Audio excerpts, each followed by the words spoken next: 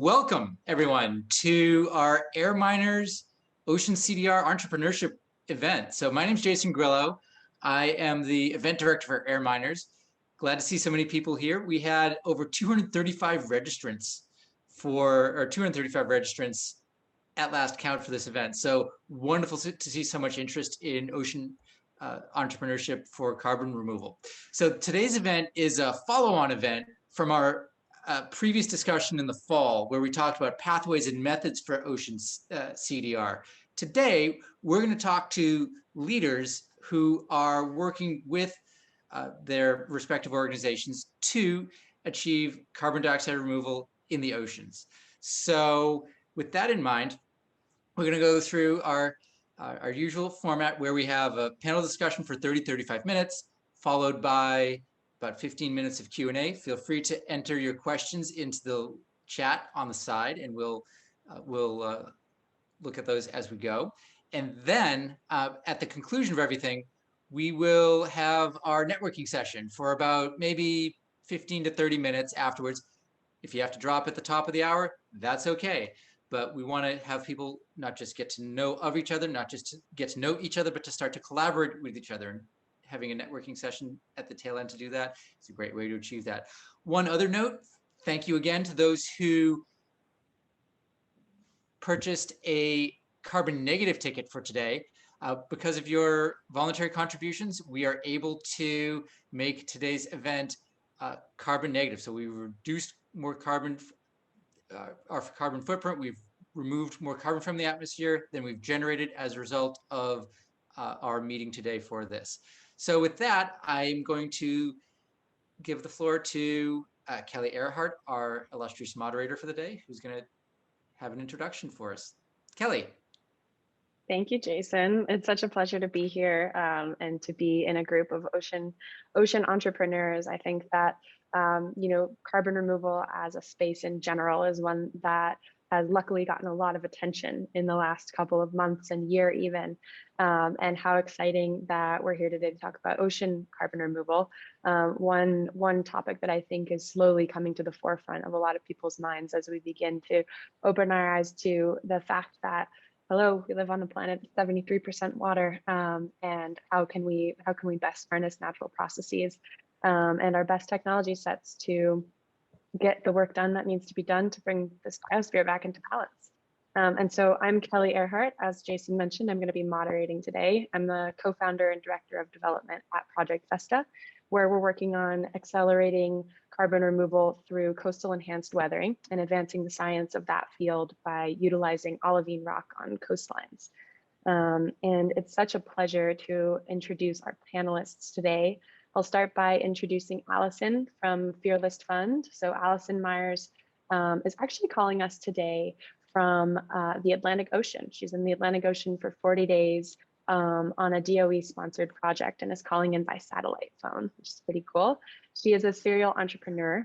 Her focus is in beneficial aquaculture in order to assist our oceans, repurpose carbon, and provide economic activity. As I mentioned, she's currently under contract with the DOE, ARPA-E, in conjunction with the NOAA to farm macroalgae at energy scale. The biomass can be used for biofuel, carbon sequestration, and co-products, and she's going to share more about that with us today. So thank you for being with us, Allison, even amongst all technological odds. Also pleased to introduce Mike Kelland, who's from Planetary Hydrogen. And Mike grew up canoeing across Canada's wilderness and always knew that he wanted to dedicate his life to protecting it. Computers ended up distracting him, however, and he spent 20 years founding, growing, and selling software companies. Today, he's founded Planetary Hydrogen with Dr. Greg Rao and is a return to his roots. He's applying the lessons that he learned from founding 9 other companies to the world of carbon removal. Definitely something that we need to be bridging entrepreneurship and science. And then finally, our final panelist is Marty Odlin, who is the CEO of Running Tide, where they're harnessing the power of the ocean to build a climate positive future with innovative solutions for shellfish, kelp, and seagrass. So welcome, everyone. And there was a lot of incredible questions that were sent in on the feedback form when you all purchased your tickets or registered for this event. And I think the highest sort of overarching question was that a lot of people wanted to know what was happening in the space, what's commercially viable, what are the latest innovations, and who's funding them. And I just wanted to take a moment to give each of the panelists a chance to share a snippet about what they're doing and the experience that they've had in coming into the market, and what funding blockers or moments of joy you've had so far. And we can start with Mike. I'll start with you because I see you at the top. Sounds great, Kelly. And thanks for the introduction. So just a brief background on what we're working on right now is we're taking Dr. Rao's research to market, which is an electrochemical process for producing alkalinity that has a co-product, which is hydrogen. And we often get asked, are we named correctly? Because really we're an ocean CDR company masquerading as a hydrogen company. But hydrogen is sort of like an important part of the business model, and we can dive into that as we go. The real core of the solution is that we produce a very pure form of alkalinity, so a hydroxide, that we introduce into the ocean in a safe way. Obviously hydroxide is pretty high pH, and so we bring it down a bit, put it into the ocean, and in doing that, enhance the ocean's ability to capture and store carbon dioxide on geological timescales into ocean chemistry. So that's a brief sort of overview of what we're working on. In terms of funding and stuff like that, and founding the company, and we founded the company in October of 2019. And I think we got really lucky because from our perspective, funding has been a non-issue from a dilutive perspective. And the grants and things like that, well, they take time to come in, but they're definitely there as well. And so raising money for us has not been a particular challenge, not nearly the challenge I thought it would be. I think that the confluence of hydrogen as well as carbon removal is exciting and interesting to people. So that's been really interesting. So I think that answer your question, Kelly? I think I covered all the points. Yeah, definitely. And maybe I see Allison that you're unmuted. So if you want to share a little bit about your experience, I know that the DOE and ARPA have been a big part of your funding journey, but would love to hear more about you.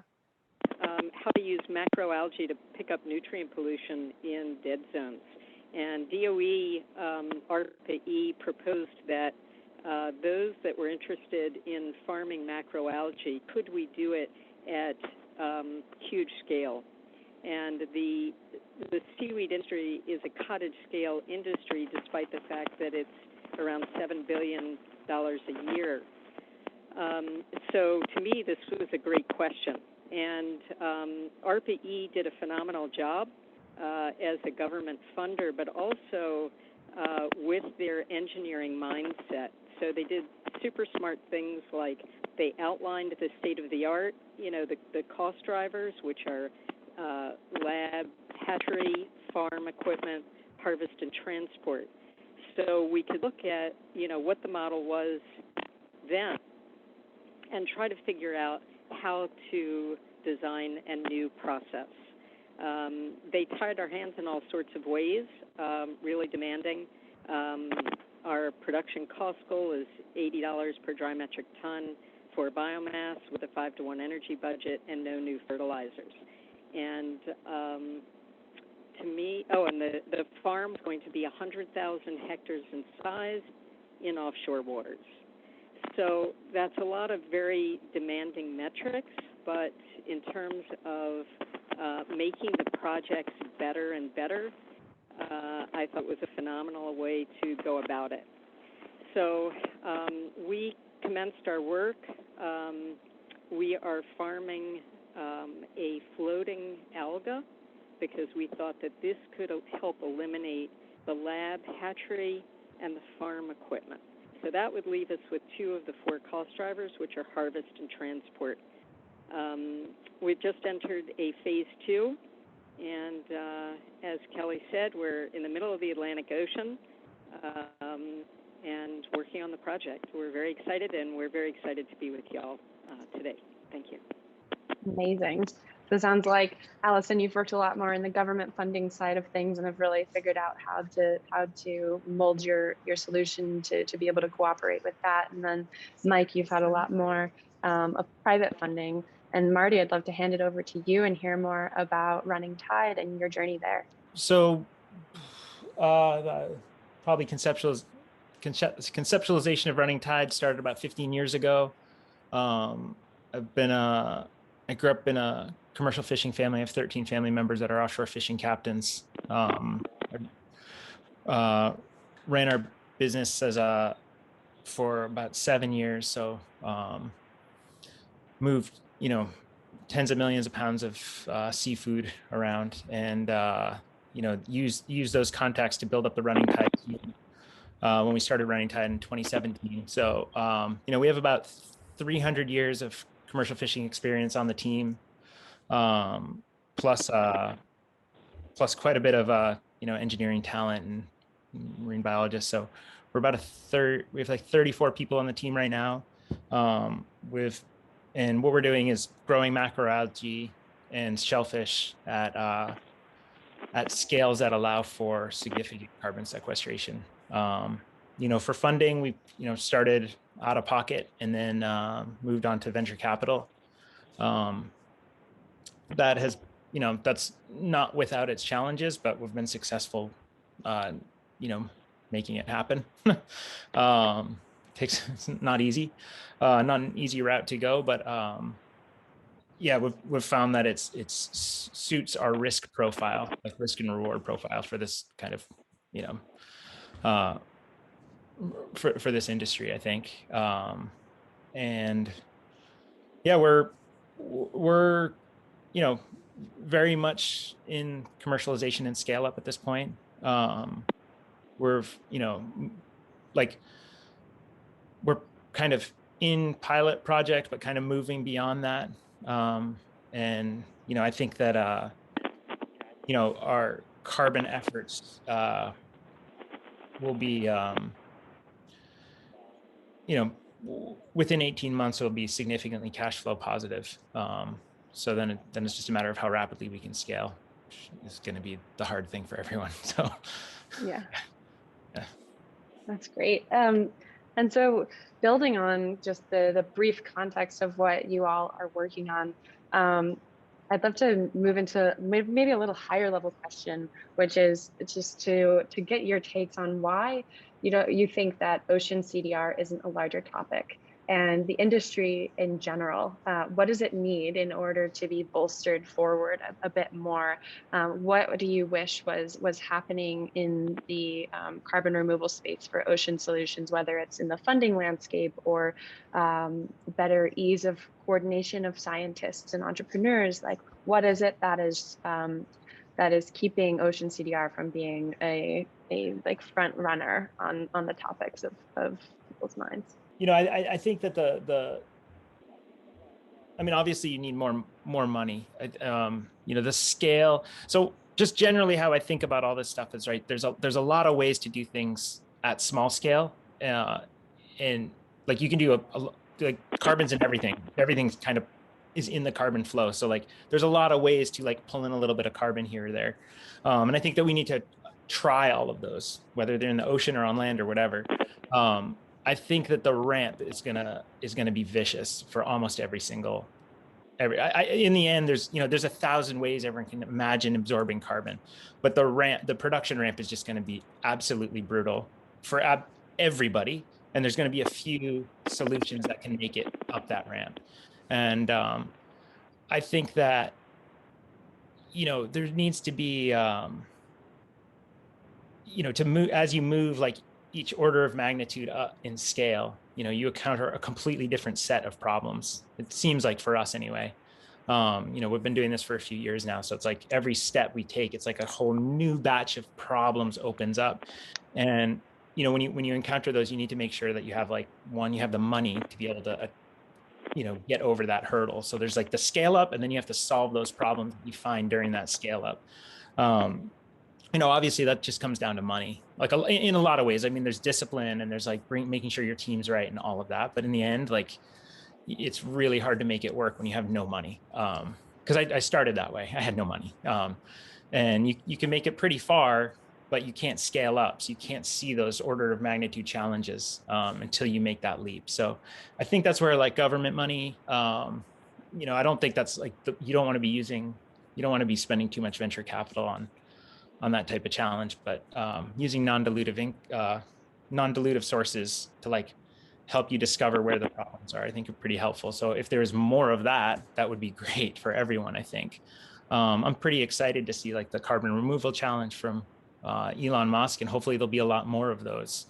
I think those are really helpful because I just think like we're not going to know where the bottlenecks are, and you're not going to know what's going to kill an idea until you make those leaps. So just anything that helps people make that next leap and find out what breaks, I think is like really helpful. Yeah, I hear money in terms of funding, and I also, you know, working in the space as well, I also hear revenue sources, right? And that some of these markets are just kind of coming up to this sense of scale that can meet the need that there is for large scale carbon removal, like the amount of products we would need to create or what have you. And Mike, I'd love to hear from you around that same topic. Yeah, I think, you know, capital is always going to be a challenge, Marty. I totally agree. And, you know, this is the first business I've raised venture capital in. I've done bootstrap before, and I know how hard it is. So kudos to you to getting as far as you have on your own dime. That's amazing. The thing that it is. It's. I mean, well, I can't imagine. I started with my own money, and then I got venture capital. Okay, all right. Well, fair enough. But still, I mean, I didn't do this all on my own dollar.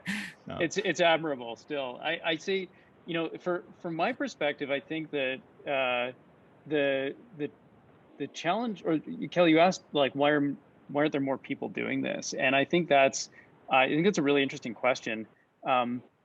You know, in a completely biased way, it makes perfect sense to me. So it's hard to imagine why more people aren't doing it.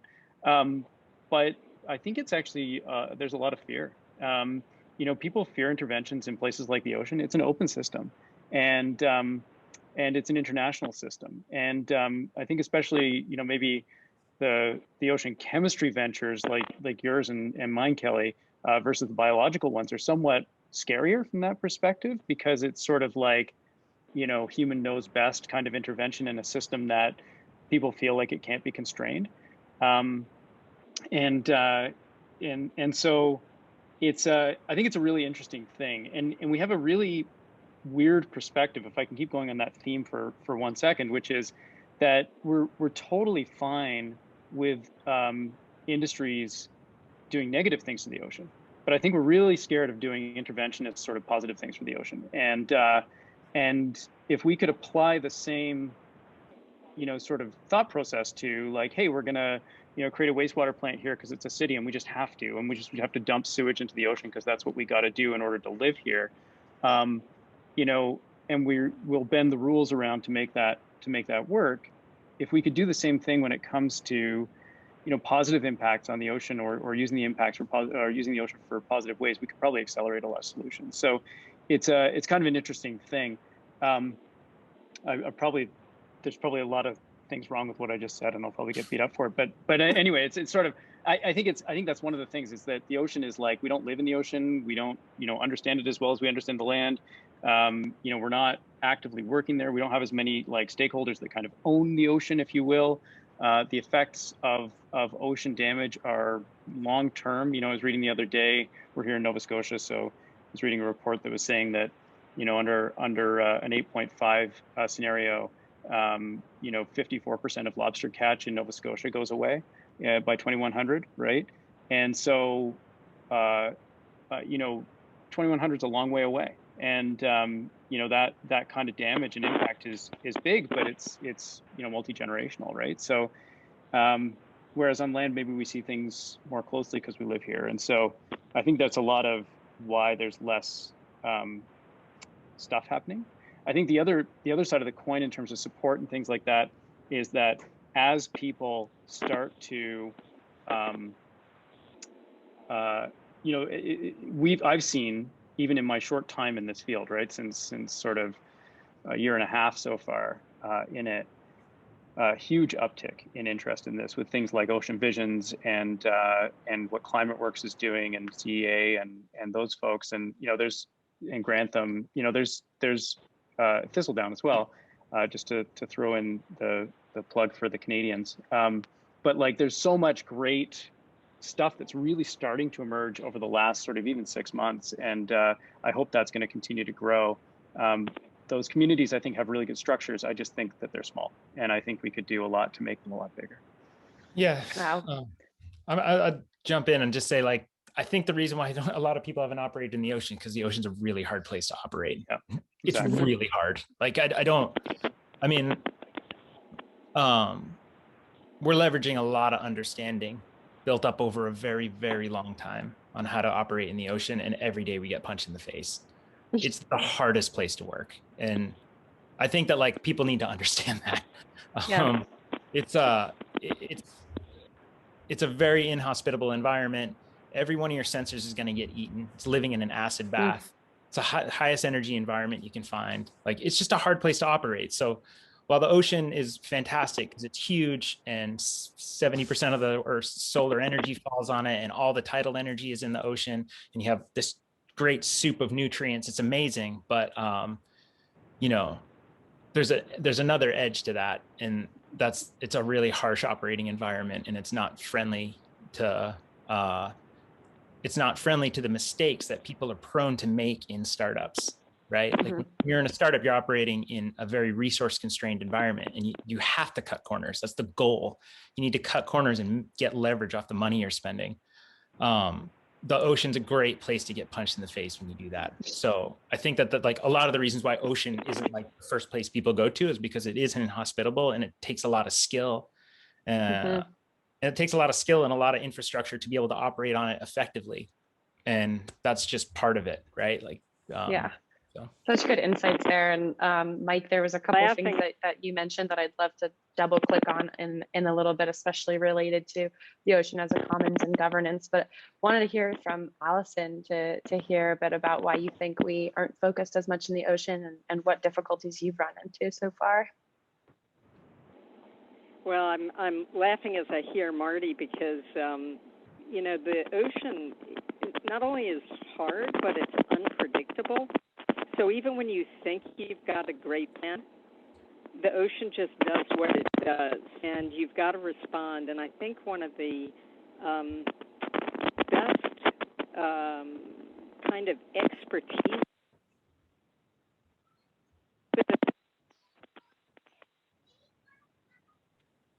Oh, we're losing you a little bit, Allison. Oh, sorry. There we go. That's better. Maybe not. Bummer. Just for anyone who wasn't here at the beginning, Allison's joining us from a satellite phone in the middle of the Atlantic Ocean, so we can excuse her technical difficulties for sure. Well, while she's getting herself settled, maybe I'll just take a moment to double click a little bit into what you were sharing, Mike, which I think is an incredibly interesting topic and somewhat endless, because doing work in the oceans is a somewhat new thing for humans at the scale that we're endeavoring to do so. You mentioned the ocean as an open system being a primary place where the fear is coming from. And I think that there's a lot of truth in that. And I also see it as a little bit ironic, because the entire planet is an open system, right? It's just that we've been working on land for longer, and we've figured out ways to extract it efficiently and all of that. But there are certainly different opportunities and challenges of ocean-based and land-based carbon dioxide removal. And I think one of the really interesting ones is around this question of governance. With the oceans being a commons, governance is pretty critical to understanding your business model and how you're going to approach your business model. There's also this huge component of social licensing where, for example, with iron fertilization, we saw a terrible sort of the press around iron fertilization was awful. And now you can't even really talk about iron fertilization without someone trying to hit you on top of the head with a bat, because it's just like gotten that much of a bad reputation. And of course, everything needs to have comprehensive science done behind it before we scale anything. But the question around social licensing as we're doing any coastal interventions, I think is a really interesting one. And I'd love to hear from any of you on that topic, social licensing, governance, and what you've found. If we have Allison back, maybe, Allison, are you back? Do you want to jump in on that one first? Can you guys hear me okay? Yeah, we can hear you now. Hello?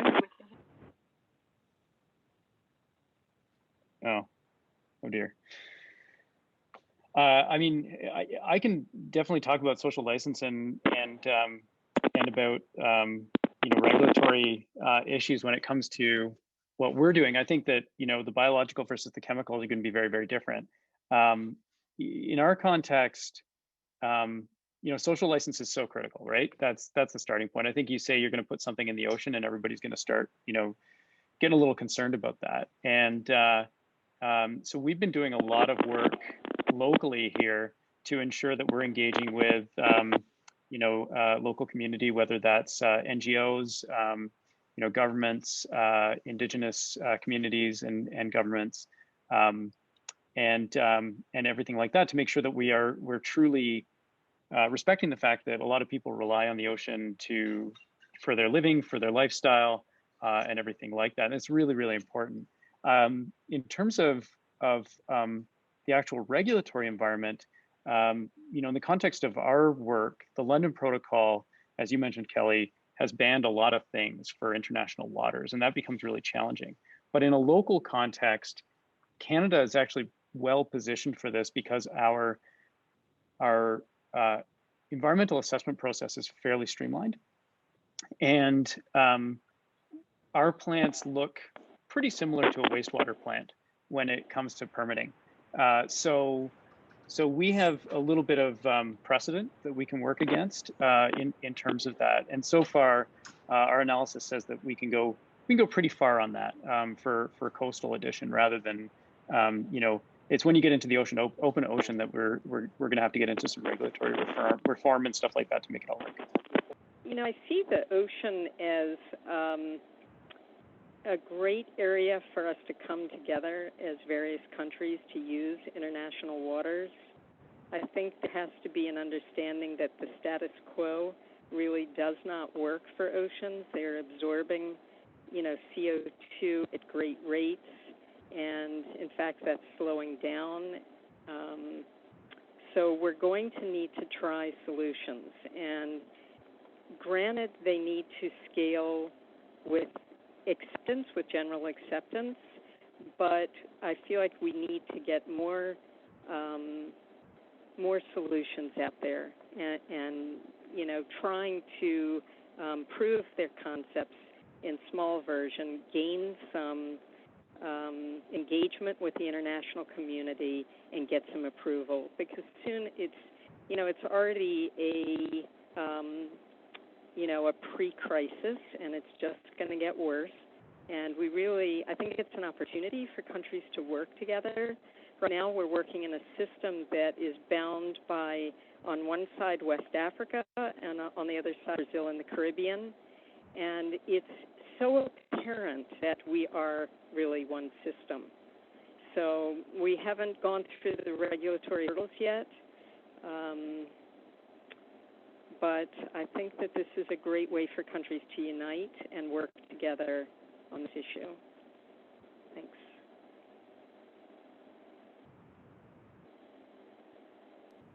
Great. And Marty, if you want to throw anything in there. No, I mean, I think that, aside from, definitely whatever you're going to do, make sure you're engaging with lawyers pretty heavily along the way. And, I do agree, like pilot scale studies and small scale projects closer to shore are a great way to get started. And I mean, we've been super fortunate because, the way our company kind of grew out of a fishing community, like we've had quite a decent buy-in, at least in, our area. So we've been able to, that's been helpful. But I definitely think as these efforts scale up, that'll have to be addressed. But, one thing I think a lot about is that, like, you've got to, you have to decide where you're at, where as an entrepreneur, where your mandate from society begins and ends, right? And you have to make, sometimes you have to build things that you don't know if they're even going to be allowed or if people are going to choose your solution down the road. Like our job, and I feel like everyone in this conversation, like we have like a moral imperative to design solutions, right? And develop solutions and find out if they're usable. It's not necessarily up to us whether they should scale up. And we have to understand, like, we're like 10, like we're doing quite a bit of work right now, and we're like 10 orders of magnitude away from solving the problem, right? So there's a long way to go, and it's like that. So the way I look at Running Tide, we're like developing this solution, and we're going to hand it to people in the future, and those people in the future, it might be us, it might be a government, it might be whoever, presidents or the UN or whatever, they're going to have to make those decisions. But like, it's a crazy thing to try to think through, to be like, well, what amount of externalities are acceptable? Because like, no matter what, we move 800 gigatons. I don't care how you do it. There's going to be externalities. It's such an enormous amount of material that if you move it, things are going to happen outside of the system that moves it, right? Just, it's too much mass to move. And I don't think, unless like Joe Biden or like the head of the UN or whatever is like on this call, like nobody here has like the moral authority to make that judgment of like, whether they can or can't, what their solution should or shouldn't scale to 10 orders of magnitude, right? Like our job is to provide that information, study it, provide the option to the future, and then somebody else has to make that decision. Because right now we have no scalable solution to removing CD, like 800 gigatons. So it's like complete ecosystem collapse across the entire world and tons of dislocation, horrible things against nothing, right? So you can't say like, oh, these externalities outweigh it. All we can do is like develop our solution and like collect all the data around it we can, and then provide that to people in the future. And hopefully, everyone here has to do it a little bit on faith. You have to front run what the world is going to think a few years from now, and how the world's going to assess all of these technologies and decide what's going to be good and what's going to be bad. Yeah. Here, and Marty. that's such a great point. Such a great Well point. said. I think the moral imperative framing is so well said. The amount of investment that's needed in these solutions in order to achieve that 800 gigaton removal and to move the kind of carbon around into the places where it's best suited is going to require a massive amount of innovation. And I think that it's something that at Project Vesta, that we talk about is like, sure, there's this much investment in improving and advancing the science to the point where we know that it's safe to scale.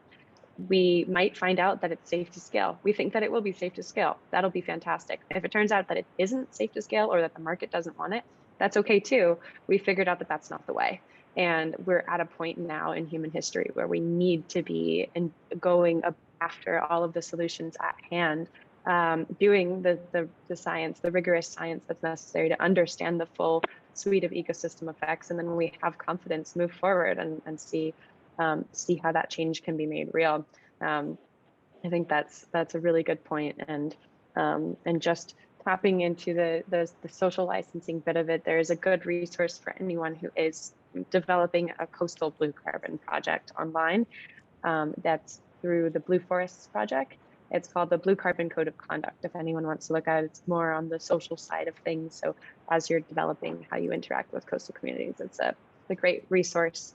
Great resource to look at. And transitioning to my next question, I want to gear it towards Allison actually, and then I'll let the two of you weigh in as well. But specifically, curious how you see the opportunity for science to transition into entrepreneurship, and kind of what are the multi-stakeholder groups that need to be in place for that transition to happen, and what's easeful and not easeful about translating all of this incredible science that needs to be done to prove these solutions out into a business that can scale, have a revenue model, and participate in the market ecosystem. Yeah, thanks for the question. Great question.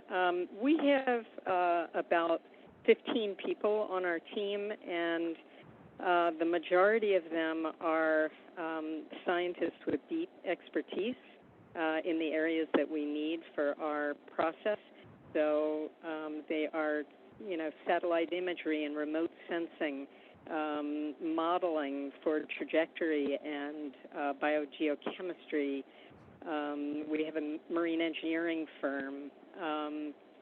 I do not have the deep expertise in these areas that our scientists do. So our process is really very much a coming together of different kinds of expertise, finding ways to talk to one another.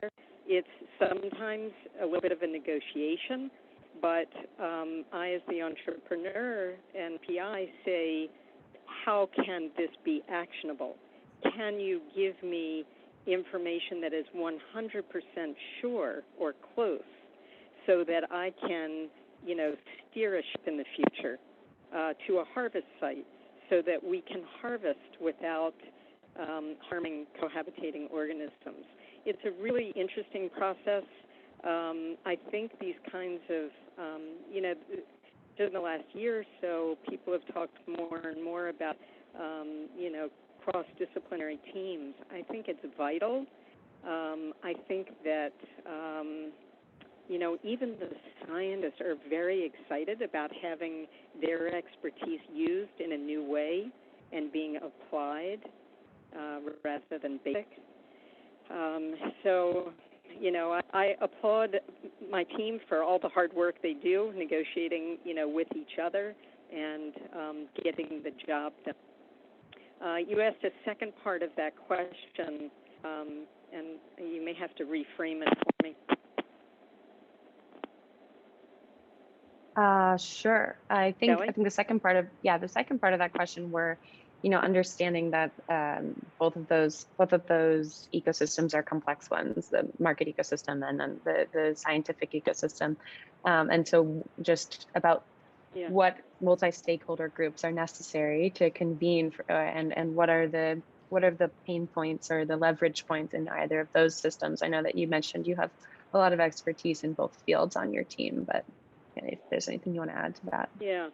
So we're now in a phase 2 with ARPA-E, and as I was forming this team, distinct from the phase 1, I thought, okay, how is our team going to transition into a, commercial enterprise? Granted, it's still, relatively early, but that's what we need to do. So slowly, we're starting to take on younger team members, and to make sure that we can get there to the point where at the end of DOE funding, we have follow-on funding and we can move the next step forward in terms of scaling. So I think one of the biggest challenges is that funders approach us and they are happy that we're doing good things for oceans and good things for emissions. But they really want to know our return on investment. And this is so hard. We're trying to do something that can scale, large, very big, and it just takes time. So, follow-on funding will need to be patient while we work out the next steps. It's, pretty much as Marty was saying. So we have a tug between doing for the planet and doing for the economy, and they're not always joined. Once we have however many tons of biomass, we're going to have to figure out whether we're making biofuel, whether we're removing carbon dioxide, or whether we're going to intermediary markets to scale the process. So it really is a tug, and it's a tug with funders that I wish wasn't there, but in the end, sometimes these things are good. They make you, they give you your scrapes, but you go forward. So I'm sure Marty's experiencing a little bit of that. Yeah. And Marty, feel free to speak up if that is the case. And I'm also curious to hear from Mike, as I know you're taking Dr. Greg Rao's technology to market. And just I think that this question also very specifically applies to you in terms of translating really good science that's been done into a product. Yeah, I mean, so for me, what's been the most interesting thing about this journey, I spent about, with my co-founder, we spent about a year calling researchers around the world to find a high impact climate business, and that's how we sort of got into this in the first place. And we found Greg, and we were like, holy cow, this is amazing. Why isn't anybody else doing this? But I think what's been interesting to me about this journey so far is actually, as Allison talks about in terms of multidisciplinary teams, is just how many disciplines come into this. We're talking about, probably, I don't know, like in my previous life, it was, you'd hire a bunch of software developers and then that's it. And, if you were lucky, you'd even get somebody for your HR who was a software developer as well, because they really understood it, right? So it was like everybody was a software developer. And now in this world, it's everything from process engineering to electrochemistry to geochemistry to biology to, it's everything. And it's just an incredible mix. And so the hardest part for us has been sort of, or at least for me, in terms of how this comes together, is like, who do you have on the team and who do you consult? Who do you have as a consultant? Because you can't possibly bring in everybody that you need. And making that division is quite challenging. But in terms of working together, I think it is it's really important to have science and entrepreneurs come together, scientists and entrepreneurs come together to make these solutions work. I will say that I think both sides need patience and a lot of it. And I think that, I know a lot of entrepreneurs who are amazing entrepreneurs who would just, I don't think they'd be able to go and sort of do it. And I know a lot of scientists who wouldn't be able to handle me as an entrepreneur and would get frustrated with that as well. So, I think there's some different energies there in terms of how things get done, how decisions get made. And what I think we've done really well and is really critical for this is having an environment where you're really focused on exposing those differences and being able to have patience with each other and hear each other's voices as much as possible, and really take advantage of that diversity on the team rather than seeing it as a challenge or anything like that. So, yeah, great insights. And I want to turn us towards the chat now and open it up to a little bit of Q&A that's been populating in there. There's been a lot of questions about MRV, which is an acronym for measurement, reporting, and verification. So if any of you want to touch on what measurement, reporting, verification methods you're using or developing for measuring ocean CDR, would love to hear about that from you.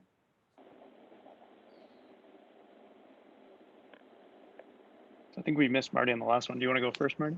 Yeah, I mean, we're developing a few different pathways that we can use. Like obvious, I don't think like, but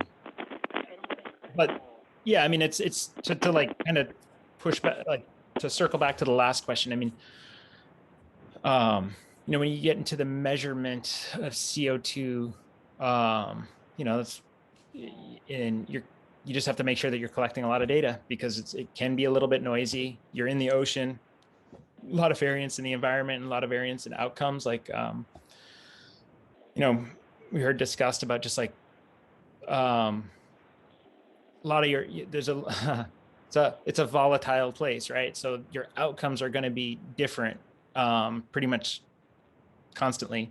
So you have to develop systems that can accommodate for that amount of variance. I think, for the most part, at least what we're doing, like it's pretty, the physics of it are pretty straightforward.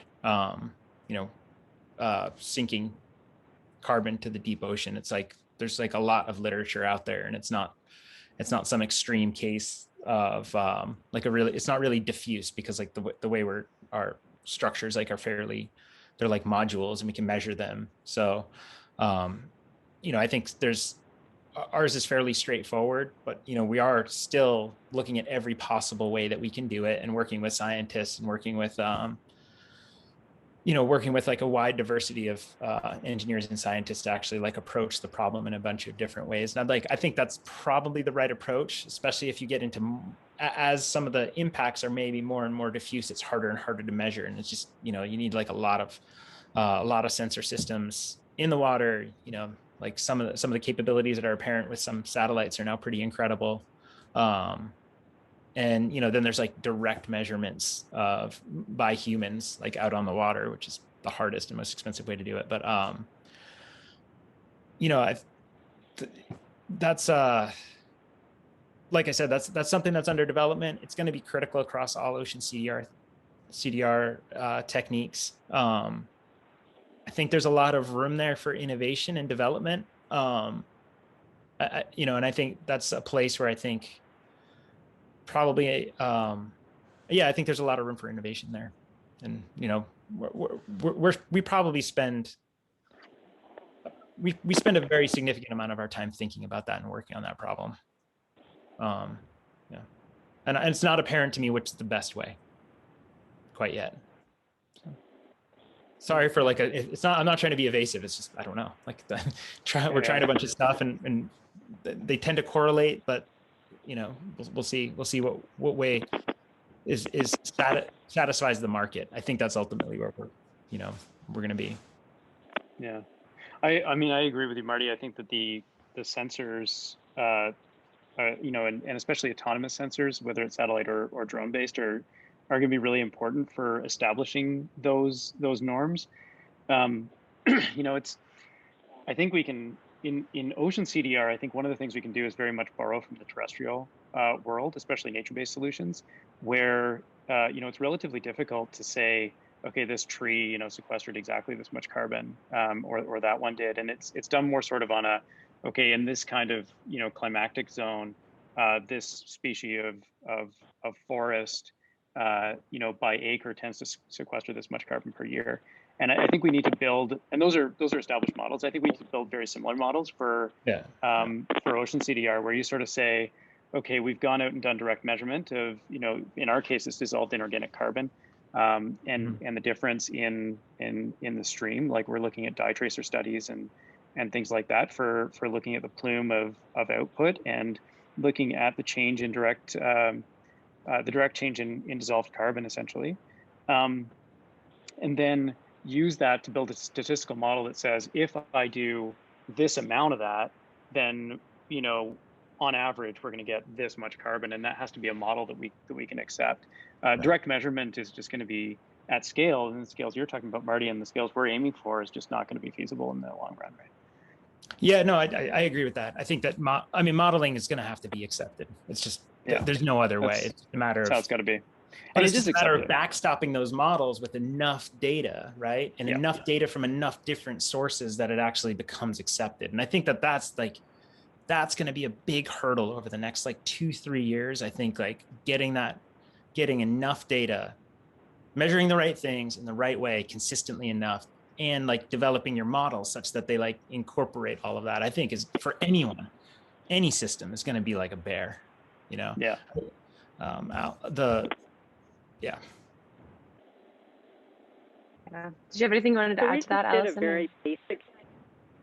Yeah, we just we're running a very basic experiment with sinking biomass to the deep sea, and what we ran into was we had a few pieces to put towards the project, and then it became very expensive to provide these sensors to the deep sea. Everything is just super expensive and hard. So we went for a very, very basic experiment where we sank the biomass that we work with to the deep sea, and we will come back after a certain period of time and recover that sphere and see, what happened. Super basic, but we know that within our biomass, the carbon is 31%. And, at the end of the time, it will either be there or not. but we did not have the funds to measure exactly what happened within that sphere or in the surrounding waters. So some of this is going to be money to develop these, results and data, and then standards. So it's just the reality of it. It's expensive to do. Yeah, and it's a new field. And so But you popping punch back into forward the anyway. yeah, but popping back into the Q&A in the chat, there's a question from Matt, and he asked, have you found overlap between conversations about coastal resilience, meaning protecting infrastructure, and CDR? In other words, is removing atmospheric carbon in the oceans seen as the same as protecting coastal regions and improving the health of oceans? How do you approach this conversation? Would you avoid talking about resilience to focus on carbon removal, or vice versa? So there's a lot in there. Yeah, I'd actually, Kelly, I'd be interested to hear if you had any thoughts on that, actually. Not to, I've always been curious about Project Vesta's, like, because it happens right out on the coast. I've just always been curious about it. Sure. Yeah. Sorry, turn around. We generally talk about CDR. However, coastal resilience, as we scale up, will be a meaningful part of what happens. So Project Vesta right now, what you shared about advancing the science of things really resonated with me, because that's our main mission. So we're a nonprofit organization, and we're working to advance the science of coastal enhanced weathering so that we can know that it's safe to scale. So understanding the full suite of ecosystem effects by doing, a lot of intense, rigorous monitoring. I also resonated a lot with what you're sharing about the sensors and all of that. We're monitoring about like 170 parameters in this first experimental site. And then also pulling from experiments that are currently happening that aren't even human-built experiments, right? So we have like natural green sand beaches around the world that we can look to and run studies on. And so within that regards, most of what we talk about is in regards to CDR and how much carbon we can draw down through this solution. However, there's a huge potential for us to integrate with current coastal nourishment systems. So beach nourishment and coastal nourishment that happens around the world is a massive market. And as we look to scaling, once we have the scientific data that we're looking to find, there's a lot of opportunity for collaborating with governments and local coastal organizations to support their beach nourishment efforts with olivine integration and all of that. So I think that as we move forwards, it's very possible that we'll talk more about coastal resilience. There's also a side effect, which is a benefit of our solution, which is the deacidification and the ocean alkalinity change by introducing olivine in an ocean ecosystem. So incredibly supportive to marine life, obviously. And we do talk about that as well, but that's also another thing that we're studying, is exactly how supportive is it to local coastal ecosystems. And we certainly hope that coastal resilience will be a much larger part of the conversation. That's great. Beautiful. I'll jump in, because we do a lot of our effort is actually in the coastal zone. Just for running tide, like we're growing massive amounts of shellfish, which do have there is like a small small relative to like the size of the problem, but there is like a carbon removal benefit, right? And there is coastal resilience benefit to restoring shellfish and seagrass and kelp forests. And we just did a really large kelp afforestation effort that we're studying. We're going to be doing really some large shellfish restoration zones. I think it's a slightly different conversation. I remember, I actually think it was Ryan Orbuck from Stripe talked about biodiversity credits, like kind of like something separate from carbon credits. And I think that those are like that's a really interesting idea moving forward, because it is slightly different. Like carbon removal is like a really, really hard challenge, massive challenge. It's not the only challenge in the ocean, right? We have these coastal resilience problems. We have the loss of habitat. We've lost 95% of our oyster reefs and 90-something% of our kelp forests, and in our bay here, we've lost like 90% of our seagrass, and these are all devastating losses to like healthy ecosystems and resilient communities, coastal communities. But like it is, and there are some really interesting carbon stories there, like mangroves, for instance. But you know, so but it's just a different way to do it, right? Like a lot of the ocean stuff that's really exciting is like permanent carbon removal, whereas you know these kind of coastal restoration efforts or afforestation efforts, like they're kind of temporary carbon removal efforts, but they still have great benefits. So I just think you just have to have discipline when you're talking about it and understand like which side of the line are you on between temporary and permanent. Yeah. Not to say that one, like there's not some qualitative difference between them in terms of like what is like a better thing to do for the world. Like they're both necessary. We have to do both. Absolutely, and I appreciate you bringing up the credits in addition to just regular carbon removal credits. But how do we value ecosystem function? And I can't remember who you just mentioned, but who came to mind for me was Regen Network with their Carbon Plus credits and some of the work that they've been doing in verifying ecosystem function through that. Can you say that? What was the name again? Regen Network. I'll put the link in the chat. From our part, Kelly, on that question, I think it's very similar to yours. So we often talk about acidification effects and encountering those in a local area in terms of resilience. But beyond that, that's sort of one of the pillars of what we're talking about here. We also have an air pollution sort of angle with the hydrogen replacing fossil fuels in port infrastructure and things like that. But really, that's not sort of our primary approach. Right. And then Allison, I'll let you add anything to that. And then I think we're going to wrap it up and move into networking. So Allison, if there's anything you want to add. All right. Well, with that, I'm going to thank you all for a really fantastic conversation. I feel like we covered a lot of water. And I look forward to seeing how this conversation evolves on the AirMiners platform on Slack.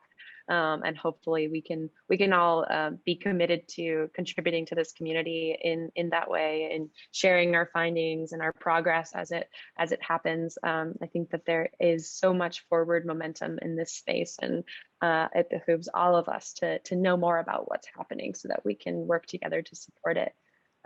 Which is an easeful transition into our networking session, and I'll hand it back over to Jason to take it over from here. Hey, thanks, Kelly, and thanks to Allison, Mike, and Marty for a really fantastic discussion. So clearly, the tides are turning here, and it's great that we're seeing so much current information being presented. So with that, I want to, again, thank you for the audience for coming here. We're going to share a survey of your experience today with you in email afterwards. And there's Tito with the link in the chat. So we'd love to hear your feedback about what we did well, what we can improve on, and how we can develop better events in the future. With that, just want to say thank you one more time. And we will see you for our next event. Next event is next Thursday, the 18th. We're going to be talking about CDRs and CDR startups and policy, and engaging with people from Opus 12 and Carbon 180 and Charm Industrial and others on how to develop policy for carbon removal from a startup point of view. And after that, we're going to have an environmental justice event in late February. So keep your eyes peeled on our AirMiners email list. Check us out at airminers.org to join the conversation, to join our Slack community, and to get on our email distribution list. So with that, everyone, thanks again, and we'll see you next time.